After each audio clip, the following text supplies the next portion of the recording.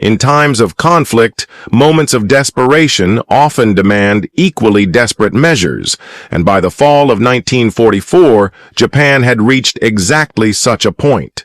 In the early days of the Pacific War, Japanese forces had swept across vast stretches of ocean, conquering territory at a remarkable pace and enjoying a string of rapid victories. But as the months wore on, that tide began to reverse. Their early dominance faded, and what had once been easy triumphs were replaced by crushing defeats that steadily eroded both their military strength and their confidence. Meanwhile, the United States, which had been temporarily staggered and demoralized by the surprise attack on Pearl Harbor, quickly rebuilt its forces with astonishing speed and ferocity. With determination hardened by the memory of that attack, and with the limitless capacity of American factories behind them, the United States launched wave after wave of soldiers, tanks, aircraft, and warships into the Pacific theater. Their momentum was relentless, and soon the U.S. military stood at the very doorstep of Japan's empire. American submarines, prowling the seas with ruthless efficiency, tore into Japan's merchant fleet, severing vital supply lines and depriving the empire of the oil and raw materials it desperately needed to sustain the war. With the noose tightening, and the prospect of an invasion of the home islands drawing ever nearer, Japan's high command devised a bold but perilous strategy. 4 separate contingency plans, collectively called the Esho plans, were created. Each plan depended on where the United States would strike next. The Philippines, Formosa to the west, the Kuril Islands to the northeast, or Japan's own main island of Honshu. When it became apparent that the Philippines would be the Americans' next target, the Japanese initiated the SH-1 plan, which was both elaborate and fraught with risk. It relied entirely on perfect timing, precise movements, and coordinated actions among 4 different naval forces. The scheme was simple in concept, but dangerous in execution. One Japanese force would attempt to lure the powerful American carriers away from Leyte Gulf, while 3 additional forces would seize the opportunity to strike directly at the vulnerable American landing operations. The Japanese High Command knew they were gambling nearly everything, for if the plan failed, their remaining naval strength would be shattered beyond repair. Vice Admiral Jisaburo Ozawa was entrusted with leading the decoy force. His task was to draw Admiral William F. Halsey's carriers far from the invasion beaches by sailing down from the north. At the same time, Vice Admiral Takeo Kurita would guide his central fleet through the treacherous San Bernardino Strait to fall upon the American fleet from the north, while Vice Admiral Shoji Nishimura, supported by Vice Admiral Kiyohide Shima, would attack from the south through Surigao Strait. If all these elements worked together flawlessly, the Americans would be caught in a deadly trap. Yet the risks were staggering, for nearly every seaworthy vessel the Japanese Navy had left would be committed to this single, desperate gamble. Senior officers in the Japanese Imperial Army worried that a failure would devastate their already dwindling supply of overseas goods and cripple their ability to defend the homeland. The Navy, however, insisted that delay would only make matters worse, since American factories were producing ships and planes at a pace Japan could never match. Thus, with grim resolve, they assembled every ship they could muster to improve their odds, knowing that defeat would likely mean the end of Japan's naval power. Ozawa's northern decoy force included 6 aircraft carriers, but these vessels carried only 16 planes between them. They were not meant to deliver a decisive blow, but rather to attract Halsey's attention and endure destruction at the hands of his more powerful task force. 3 light cruisers and 8 destroyers accompanied them as escorts. To the south, Nishimura's small force of 2 battleships, a heavy cruiser, and 4 destroyers would converge with Shima's 3 cruisers and 4 destroyers in an attempt to break through Surigao Strait and strike from that direction. Kurita's center force, however, was the hammer of the plan. With the colossal battleships Yamato and Musashi, the most heavily armed warships ever constructed, at its core, his fleet boasted 5 battleships, 10 heavy cruisers, 2 light cruisers, and 13 destroyers. Kurita's goal was to surge through the San Bernardino Strait, swing down into Leyte Gulf, and crush the American landing operations from the north, while Nishimura and Shima attacked from the south.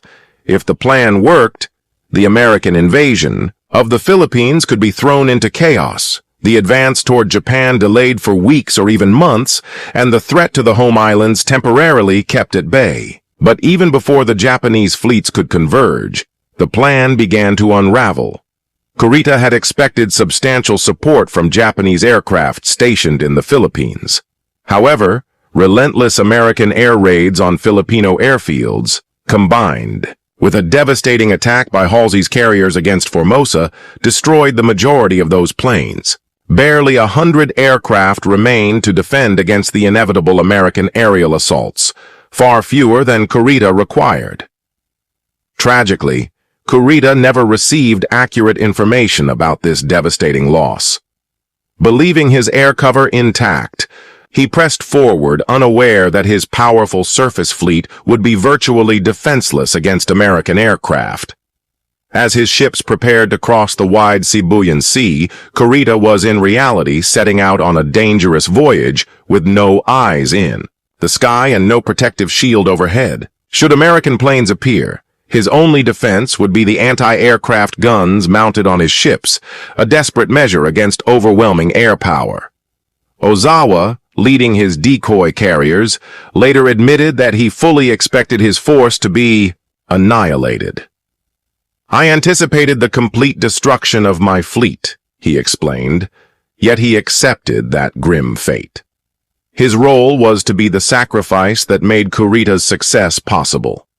If Kurita broke through and devastated the American landings, then the destruction of Ozawa's carriers would not be in vain.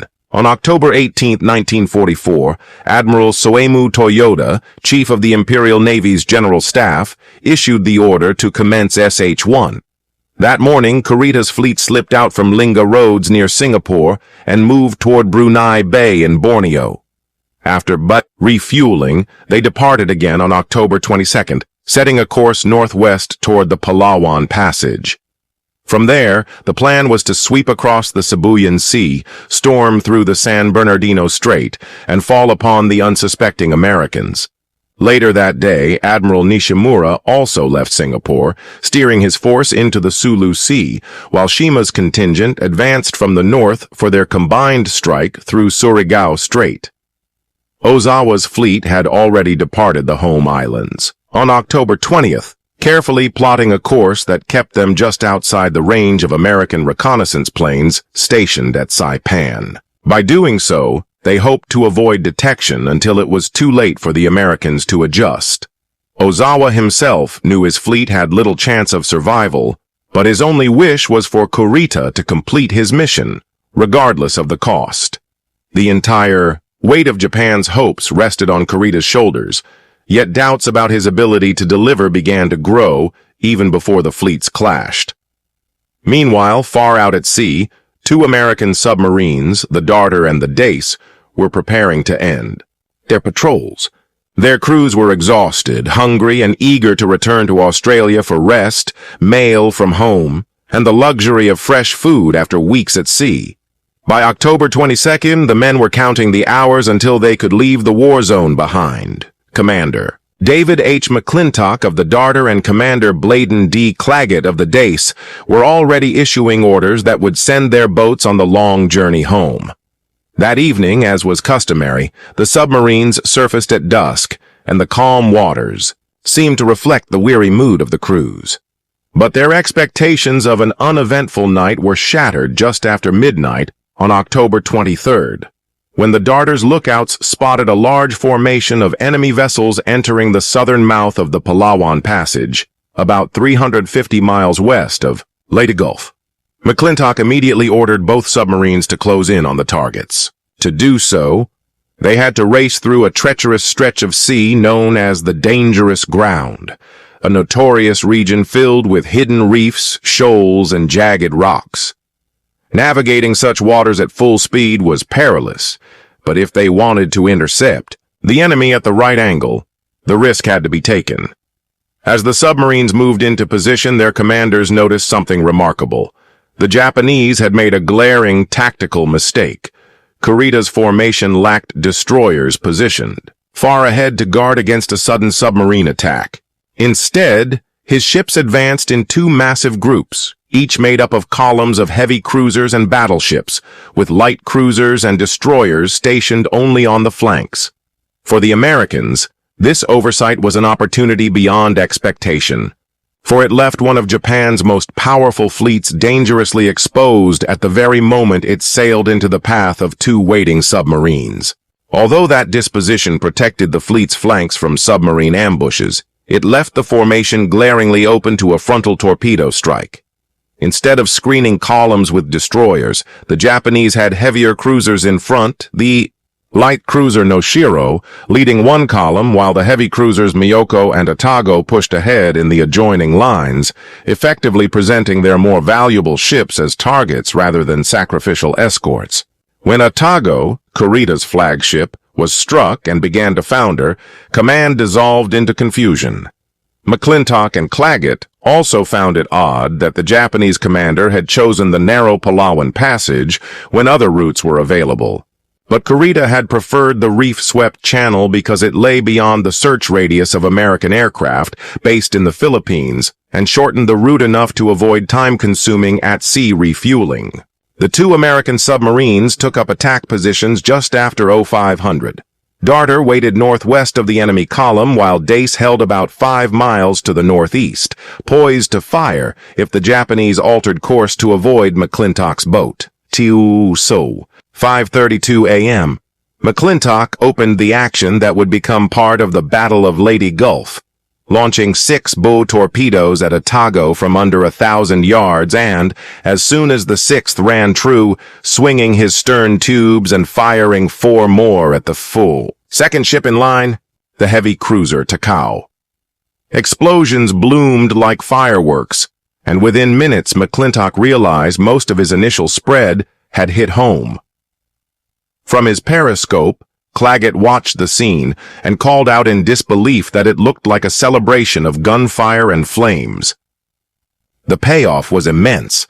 Within 30 minutes, Kurita's flagship had slipped beneath the waves, and Takao was so badly damaged she had to turn back for Brunei. With Atago gone, Rear Admiral Matome Ugaki assumed temporary command and tried to accelerate the formation to get clear of the submerged threat, but that move only brought his ships into Dace's sights.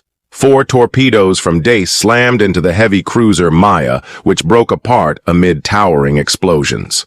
Kurita, soaked and exhausted, had just been hauled aboard the destroyer Kishinami when he saw the distant flashes signaling another ship's destruction. The concussion and roar were so intense that men aboard the submarines feared their own hulls might be coming apart. As one submariner later wrote, the sound was like cellophane being crushed, so close and terrible that some wondered if the sea itself was being torn. Some crewmen worried the collapsing ship might fall back onto their boat and crush it. The diving officer urged Claggett to withdraw at once. For hours, the Dace endured depth-charge barrages that rattled equipment, shattered light bulbs, emptied lockers, and tossed tools across the deck. The men later admitted they were terrified, but the Japanese eventually broke off the attack and steamed away. Shortly after midnight on October 24th, Dace received word that Darter had run aground on a reef. When Claggett approached, he could plainly see Darter's propellers exposed above the water. With no option but to evacuate the stranded crew, he took them aboard Dace and then attempted to deny the beached submarine to the enemy. Demolition charges failed to detonate properly, and 4 torpedoes exploded harmlessly on the reef because the stranded hull sat too high. Reluctantly, Claggett brought his deck gun to bear, a risky move since bringing 25 men on deck to man the gun in daylight would leave them vulnerable if enemy aircraft appeared. The gunfire did little damage, and to the crew's astonishment, a Japanese plane then made a bombing pass and struck at Darter, apparently mistaking the hulking beached sub for an afloat target, drawing both relief and bitter irony from the Americans. The pilot's attack missed the mark, however, and by nightfall, Claggett, having detected another submarine on sonar and unwilling to linger in the hazardous waters, abandoned further attempts to destroy Darter and set a course for Australia with both crews aboard. The clash in the Palawan Passage handed the United States a tactical triumph in the opening phase of the Leyte Gulf actions. At the cost of one lost submarine, American forces sank 2 Japanese cruisers, heavily damaged another, and neutralized 2 destroyers that had been detached to escort Takao back to Brunei, trimming 5 ships from Kurita's original strength before he could engage the main American surface forces. Perhaps more critically, the encounter revealed the Japanese presence in the passage to American commanders, inviting airstrikes and a follow-up surface response that would complicate Japanese plans, and the psychological blow of seeing his flagship destroyed and his formation mauled weighed heavily on Kurita as the campaign moved forward. If such heavy blows could strike him so early in his approach toward the Philippines, one could only imagine the storm that might wait ahead as he drew closer to the enemy fleet. The immersion in the Palawan Passage had not only shaken him, but worsened the lingering effects of dengue fever, leaving him weakened and suffering as the tension of battle increased. Admiral Ugaki, writing on October 23rd, captured the mood in a single line, noting that a bad day continues badly to the very end, and indeed he foresaw that things would only darken further. That same day, after Kurita's forces cleared Palawan and pressed onward into the Sibuyan Sea, he moved his command from the smaller vessel Kishinami to the giant battleship Yamato, a floating fortress meant to symbolize invincibility. Although Kurita still possessed an impressive striking power, 5 battleships, 9 cruisers, and numerous escorts, the repeated harassment by American submarines had unnerved him, sowing doubt in his mind about the security of his fleet and the direction of his mission. Meanwhile, on the opposite side of the archipelago, Admiral William Halsey maneuvered off the eastern coast with his great carrier task force, restless and eager for the moment when his ships and pilots could finally clash with the Japanese. Halsey was well known back home for his fiery speeches and relentless drive. Yet beneath his reputation lay a bitter truth. He had missed nearly all the war's major carrier battles. When the Battle of the Coral Sea unfolded, he was delayed in transit. When Doolittle's daring raid on Tokyo electrified the world, he was away.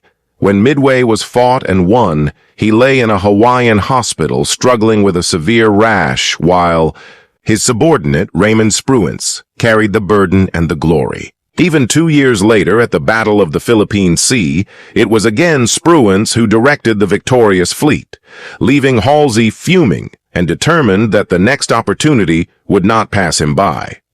Now, with General MacArthur's army landing at Leyte and the Japanese almost certain to sortie in response, Halsey was determined to claim the decisive action he had long been denied. He scoured the Philippine Sea for enemy carriers, convinced they would emerge, and considered threading his fleet through the confined San Bernardino Strait to intercept them should they come from the west. But his superior, Admiral Chester Nimitz, quickly forbade such a gamble. Halsey's primary mission, Nimitz reminded him, was not glory, but protection, the shielding of the invasion forces at Leyte Gulf. Unless given explicit orders, he was not to push his carriers through the strait. Halsey, though disappointed, obeyed, and instead began rotating his weary task groups toward Ulithi for a well-earned respite, for many of his ships had been on duty for 10 long months. On October 22nd, he detached Vice Admiral John S. McCain's Task Group 38.1 and prepared to release Rear Admiral Ralph Davison's group the following day. Yet in the pre-dawn hours of October 23rd, everything shifted when Submarine Darter's urgent contact report arrived, describing a powerful Japanese formation, including 3 probable battleships. Without hesitation, Halsey reversed his orders, recalled Davison's group, and tightened his forces. He ordered immediate refueling and maneuvered his carriers westward, closer to the Philippine coast, to shorten the striking distance into the Sibuyan Sea. By nightfall, his fleet was poised. Admiral Sherman's group positioned itself east of Luzon. Bogan's group settled nearer San Bernardino Strait alongside Halsey, and Davison's group anchored the southern flank southeast of Leyte Gulf. Each was primed to send search planes into the skies at dawn. Determined not to be caught unprepared, Halsey demanded a thorough sweep of the western approaches.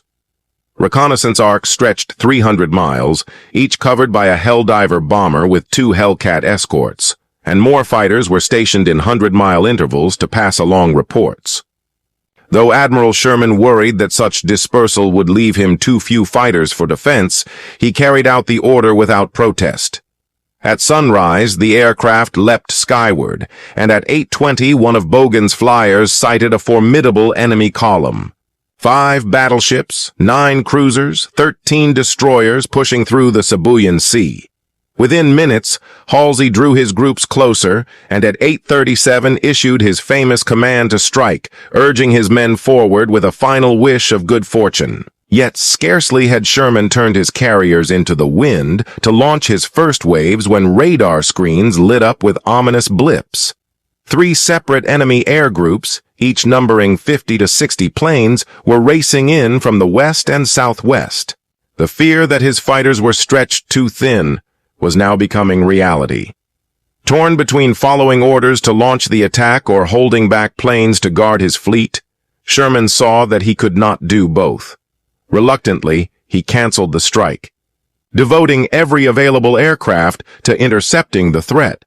The attackers proved to be Japanese land-based squadrons from Luzon, the very wings Kurita had expected to serve as his protective cover, but instead hurled at the Americans because Japanese commanders believed the ships to be easier targets for raw pilots, and still more danger loomed. A 4th Japanese formation, 76 strong, was closing in from carriers advancing out of the north.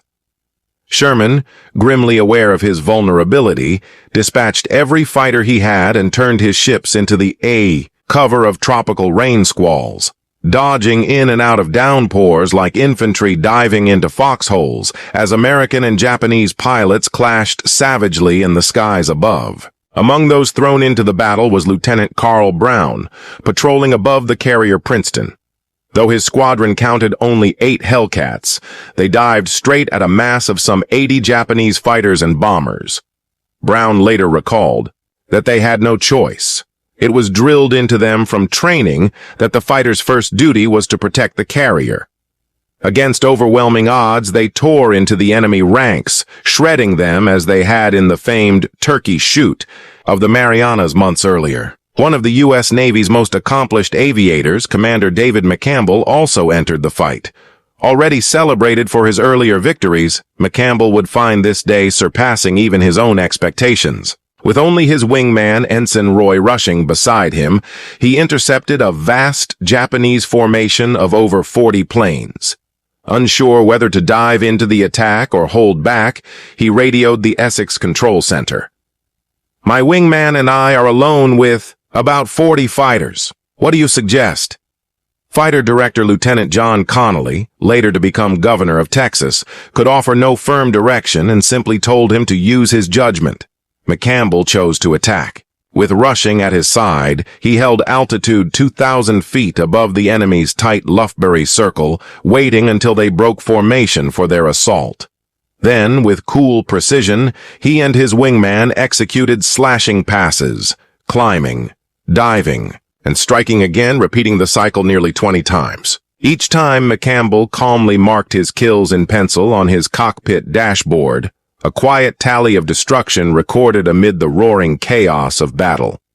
By the time the aerial clash came to an end, Commander McCampbell had destroyed 9 enemy aircraft in the skies, while his wingman, Ensign Roy Rushing, added 6 more to the tally. When the pilots returned to the ready room, another aviator proudly claimed he had downed 5 that morning and asked McCampbell what his total was. His confidence quickly vanished when he discovered that his fellow pilot had nearly doubled that number. For his unmatched courage and skill in the air, McCampbell was awarded the Medal of Honor.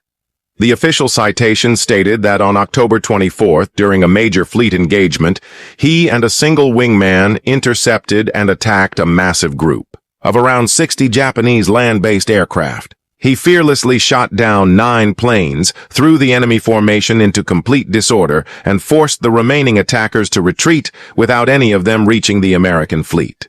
It was a victory that not only showed individual bravery, but also saved countless lives. Yet as the fleet celebrated its defenders, danger was still lurking. At 9:39 a.m., while the carrier Princeton was recovering aircraft, a lone Japanese bomber slipped through unnoticed and dropped a 550-pound bomb that pierced the flight deck just forward of the elevator. The weapon continued deep into the ship before detonating inside the bakery, instantly killing everyone working there. At first, the damage seemed minor. Captain William H. Buraker, commanding officer of Princeton, believed repairs could be made quickly, and Admiral Sherman also dismissed the incident, assuming one bomb could not seriously harm a vessel as strong as Princeton. Their assumptions proved tragically wrong. The explosion ignited aircraft in the hangar loaded with fuel and ammunition, and soon flames consumed the deck. Buraker ordered most of the crew to abandon ship, keeping only fire teams and gunners behind to battle the spreading inferno and protect the carrier from possible follow-up airstrikes. When ammunition lockers began to explode, the gunners, too, were ordered off, leaving the firefighters to face the blaze alone. By early afternoon, it appeared that the flames might finally be under control. At 1:30 p.m., the light cruiser Birmingham pulled alongside to assist and prepare to tow Princeton to safety. Sailors hurried to run heavy lines across, manned their posts, and began the complex process of connecting the two ships. But at 3:30 p.m., disaster struck again. A massive secondary explosion tore through Princeton, ripping open her hull and showering Birmingham with deadly fragments of steel. The force of the blast was described by survivors as equal to a volcano erupting, hurling vast pieces of the carrier's stern into the sea and blasting jagged metal across Birmingham's decks. Men standing in the open had no chance. Some were struck down instantly, others collapsed as blood streamed across the planks. Yet amid the carnage, sailors showed extraordinary resolve. Survivors, some with limbs missing or heads torn open by shrapnel, refused treatment and begged doctors to help their comrades first. One officer later recalled with awe how men gravely wounded still insisted they were fine and urged others to be saved instead. Their courage and selflessness stood in stark contrast to the horror unfolding around them. With the ship beyond saving, Captain Buraker finally stepped off Princeton after ensuring no living men remained aboard. The cruiser Reno then fired torpedoes into the blazing wreck, sending the carrier to the bottom of the sea. The toll was devastating. More than 100 Princeton sailors perished, while Birmingham suffered over 200 dead and hundreds more wounded. Though Birmingham's starboard side had been shredded and resembled a riddled sheet of metal rather than a ship's hull, she managed to keep afloat and slowly turned toward port for repairs. While these tragedies unfolded, Admiral Sherman and his forces successfully held back waves of Japanese aircraft. At the same time, Rear Admirals Bogan and Davison launched strike after strike against Vice Admiral Kurita's powerful center force, which pressed forward under the command ship Yamato. From late morning until early afternoon, American carrier planes pounded Kurita's column across the Sibuyan Sea 5 times. The first wave, 45 fighters, dive bombers, and torpedo planes from Intrepid and Cabot, soared into a brilliant sky of scattered clouds, light breezes, and the shimmering green islands of the Philippines below. The scene looked deceptively peaceful, masking the violent clash about to take place. At 10:26 a.m., the first American planes began their attack runs. Pilots were stunned at the ferocity of Japanese anti-aircraft fire.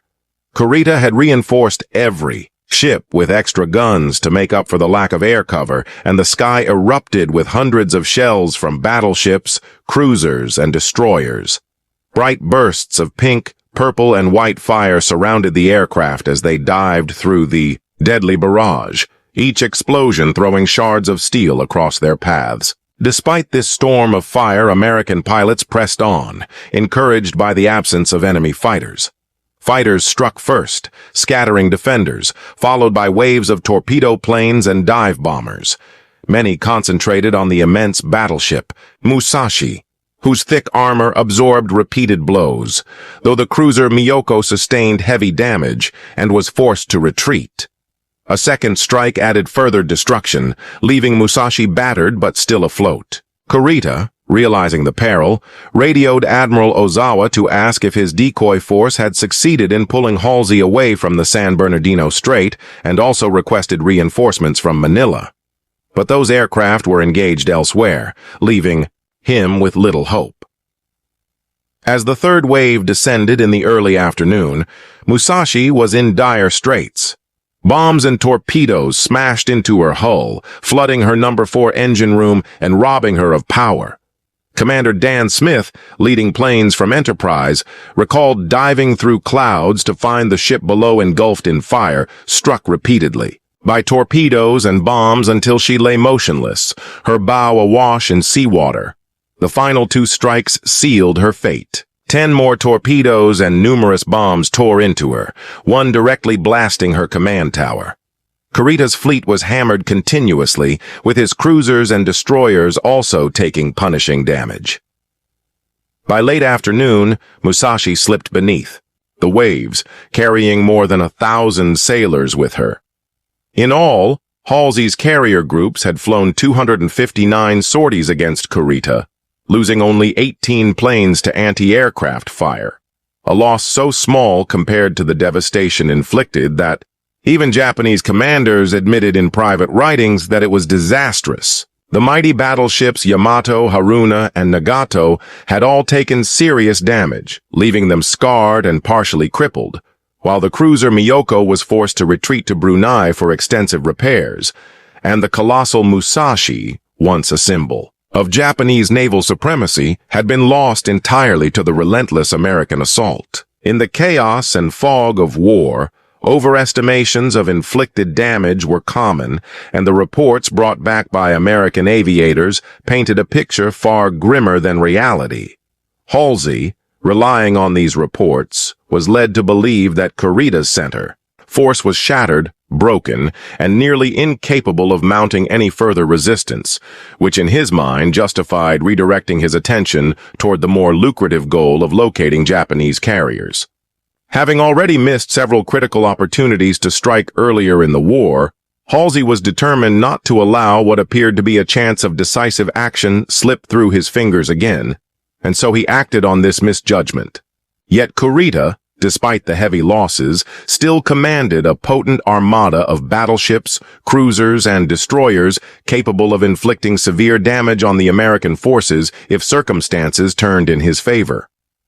Guided by Toyoda's urgent exhortations and the conviction instilled by his own officers, Kurita prepared to push forward, confident that with determination and divine favor, his forces could strike decisively. Nevertheless, his staff, deeply concerned about the persistent threat of American airstrikes and the attrition they could cause, pressed him to consider a temporary withdrawal, warning that pressing forward without air cover would leave the fleet dangerously exposed. Kurita himself recognized the peril of attempting to navigate the constricted San Bernardino Strait in daylight, fully aware that any air attack in such narrow waters would leave little room for evasive maneuvers and could easily decimate his remaining ships. At 3:30 p.m., prioritizing the safety of his fleet, he gave the order to reverse course and move westward, temporarily out of the enemy's striking range. 30 minutes later, he communicated with Admiral Toyoda, explaining that forcing the strait at that moment would make the fleet easy prey with little chance of success, and that the only prudent course was to fall back beyond the reach of American aircraft. While this decision undoubtedly preserved his ships and the lives of his men, it disrupted the carefully orchestrated Japanese timetable, delaying the complex operation by 7 critical hours. On the American side, Halsey observed the retreat and wrongly concluded that Kurita's force was abandoning the engagement entirely. He assumed the enemy was in full withdrawal and allowed his focus to shift toward the search for Japanese carriers, leaving the Philippine waters temporarily unguarded. Kurita, having steamed west for several hours without encountering additional air attacks, reconsidered his options. He reasoned that the absence of opposition suggested the Americans had pulled back, which might allow him to traverse the Sibuyan Sea and risk a nighttime passage through San Bernardino Strait with reduced exposure to air attack.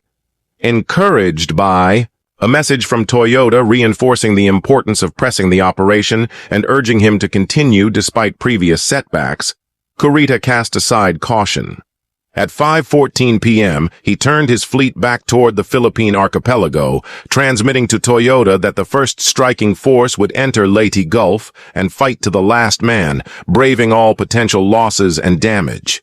With Kurita once again advancing toward the strait and Halsey's attention focused elsewhere, the initial phase of the Battle of Leyte Gulf concluded. American air attacks had inflicted substantial damage on Kurita's fleet, but they had not succeeded in destroying its capacity to mount a serious threat. Halsey later reflected on the engagement, acknowledging that the episode had underscored the practical difficulty of crippling a well-positioned and maneuverable fleet of heavy ships by airstrikes alone. Kurita's chief of staff, Tomiji Koyanagi, echoed this assessment, noting that while losses were significant, the American raids had been almost enough to discourage us, and implied that more aggressive action by Halsey could have prevented Kurita from advancing again. He argued that had Halsey applied greater pressure and more persistent air attacks, the Japanese commander would have been trapped, likely resulting in a devastating night engagement that could have obliterated the remaining Japanese fleet. That opportunity, however, was missed. When Kurita finally passed through the eastern exit of the strait, he encountered open water and an unobstructed path toward Leyte Gulf. Only the desperate courage of Taffy III, a handful of escort carriers, and their small escorting vessels stood between him and the invasion beaches. Yet the combination of submarine attacks, air strikes, the sinking of Musashi, and the loss of his flagship had a profound psychological impact on Kurita. In less than 24 hours, he had seen 5 ships sunk, had been forced into the sea, himself witnessed relentless air assaults that devastated his fleet, and watched one of the most powerful battleships in history destroyed. These cumulative events sapped his aggressiveness, leaving him more cautious, hesitant, and inclined to consider abandoning the mission altogether. When he next confronted Taffy III, that altered state of mind would decisively influence the engagement. Back in Tokyo, Emperor Hirohito received the news with a grim, uneasy expression. The progress of the campaign in the Philippines was far from what he had envisioned, and he feared the unfolding events might lead to the loss of this strategically critical territory. In quiet resignation, he murmured to his aide words that reflected both his concern and the weight of the moment, acknowledging the seriousness of the situation